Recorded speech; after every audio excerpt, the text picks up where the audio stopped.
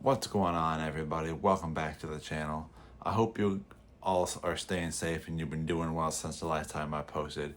Now, today's video is about Erik and Lyle Menendez, who recently just got paroled. Now, this isn't a super deep dive into the case.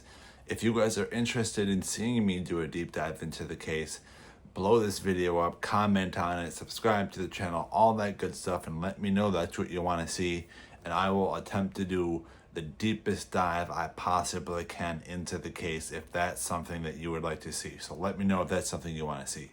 Now, before I get into my thoughts on the parole denial and all that stuff like that, we gotta, I think, lay at least a little bit of a groundwork, although we're not doing a super deep dive. So let's hop back in our DeLoreans and hop back to 1989 for a minute.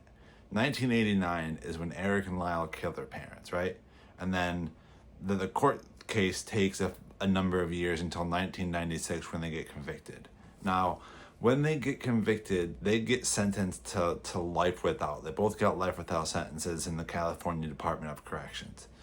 Now, most of you, if you were alive back then, probably stopped following their legal battle then, because with these big legal cases, when there's a conviction, most people stop following at the point of conviction because they go, well, person X is going to prison, or they're going to prison, whatever it might be.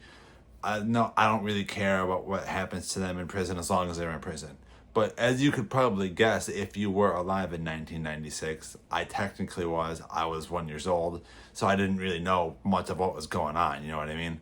So, as you can imagine, with their lawyers, they have been fighting basically every waking moment since 1996 to either get a conviction overturned, to get a new trial, something that can help them see the streets again, because they obviously want to be free. And like I've said before, no matter what your thoughts are on defense attorneys, I never try to blame defense attorneys. So even if you don't like Erik and Lyle here, you think they should be in prison for the rest of their life, these defense attorneys are just doing their job and trying to defend Erik and Lyle to the best of their ability and try to get them free. I will criticize lawyers when possible, but I always try to avoid that if at all possible, no matter if I like them or if I don't, because they're just doing their job, and if they're good lawyers, they're helping to uphold the criminal justice system, whether or not we like their stance on it or not. So that's my little side bit on lawyers. So as you can imagine, there's a lot of legal maneuvering, there's a lot of stuff going on, but obviously none of it works, because in 2025, earlier this year, they're both still in prison. So what changes? Why did we see on the news that they suddenly became eligible for parole? You know what I mean? Because how do you go from life without to, 50 to life and being immediately eligible for parole? Now, we can thank youthful offender laws, because we've seen both on the federal level and, in their case, on the state level in California, a change in the youthful offender laws all across the country. They've been changing for a long time.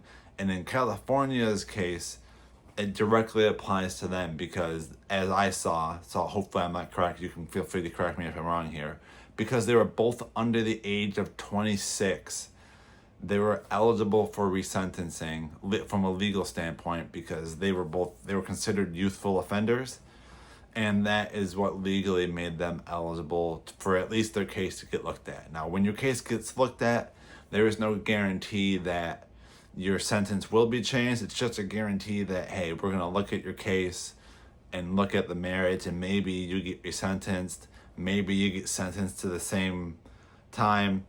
Who knows? But it's at least a shot, you know what I mean? And I wonder what they were thinking in the moment, you know what I mean? When they hear, yes, your case is going to get looked at, your case is going to potentially get resentenced, you won't even get released straight away, depending on how that shakes out. I'm curious as to what their thoughts were in that moment, because 30 plus years in prison, then you finally say, after all this time of fighting, we might have a chance to get out, we might have a chance to go taste freedom again.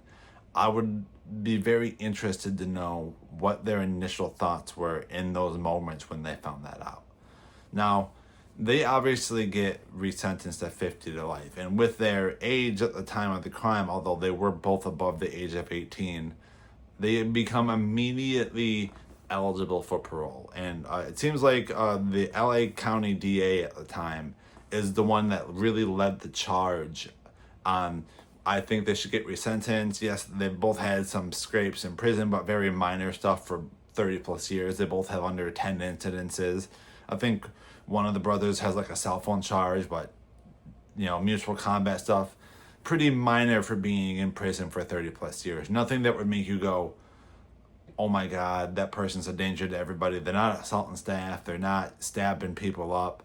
They're not really doing that. They've gotten into some trouble, but nothing that I looked at or anyone else I think should look at and go, I'm not sure about that. Now, the cell phone charge does give you a pause, but it's not like he's, stabbing people or assaulting staff or something like that, you know what I mean?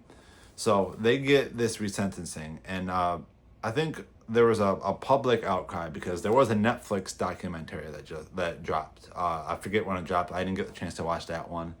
And a lot of people watched that because whether you like Netflix or not, their documentaries, whether it's a documentary that was filmed by Netflix or if it was a documentary that got dropped on Netflix, they all seem to get pretty popular. And I don't have a Netflix account at the moment, so if Netflix sees this, help your boy out, so to speak. But yeah, and you saw that all across X and across Facebook, all the different social media platforms, people talking about this case who had never really heard about the case before. They'd never really looked into it. They'd never studied it. They never watched any of the other documentaries. They just watched this case, and suddenly the whole internet was talking about it. So you have the legal side of things when you're going, okay, what are they legally entitled to? What are they allowed to? They're going to get resentenced. Then you had the social media side of it. You had people going, these are just spoiled rich kids, and they just wanted mommy and daddy's money, so they killed mommy and daddy to get it. Then you had the second thing of, well, these were kids that were being horribly abused and assaulted by their parents. They saw no other way out. And the internet was really debating on this the entire time leading up to hearing that they were going to get possibly resentenced, getting resentenced, and then the parole denials. Now, moving forward to Erik and Lyle getting denied parole. Before I get into my thoughts here, let me just tell you what I thought was going to happen. I thought they were going to get released. Being that this is California, we've seen over the past 10, 20 years or so that the changes in the California criminal justice system. And we've seen inmates get released. We've seen all this type of stuff. You guys have seen it as well. I don't got to dive into it because you know what I'm talking about.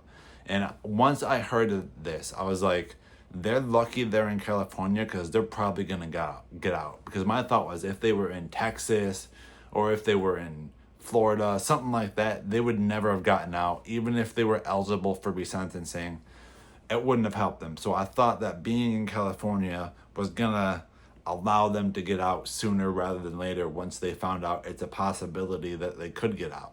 So I say all that. So what are my thoughts on this? I talked to you about the two main points. The people who say, hey, they just wanted mommy and daddy's money and they killed mommy and daddy to get it. And the other side that says, okay, they were horribly abused and they got to a point where they're like, okay, we need to get rid of them. We need to off them so this abuse stops and they don't hurt us or anybody else anymore. I think I'm probably somewhere in the middle, and let me explain. Do I think that Erik and Lyle Menendez should have gotten paroled? Yes, I think they should have gotten released years ago. I do believe that they were being horribly physically and essayed by their father and by their parents.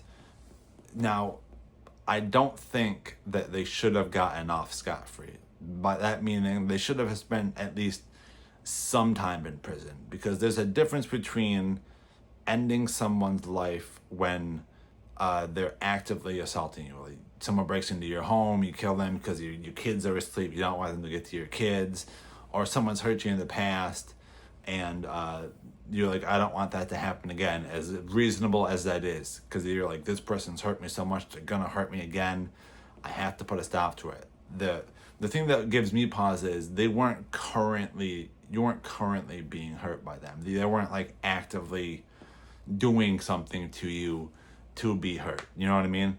So that's my thought there, as okay, they have to be punished somewhat, because technically that night when they murdered their parents, they could have just wandered off into the night and not committed the crime. They could have just disappeared into the wilderness, gotten a little bit of cash if they needed to, because their parents had cash and they probably could have gotten some of it if they were smart, and then just disappeared. And even if they didn't have cash, people can disappear all the time. I'm not saying it's easy, but it can be done, and they very easily that night, instead of offing their parents, could have walked away. So that requires, I think, some level of punishment right there, to be like, okay, this was wrong. We understand why you did it, but you can't just go around murking people. You know what I mean? So I think they will eventually get out. When, I don't know, because I expected them to get released this time once I heard that they were going to get out. But yeah, those are my thoughts on the Erik and Lyle Menendez case. Let me know what your thoughts are in the comments below. Should they get released? Should they not? What do you think? Do you think they will eventually get released? And as always, like this video, comment on it. And again, in the comments below, let me know what else you want to see me talk about in the future.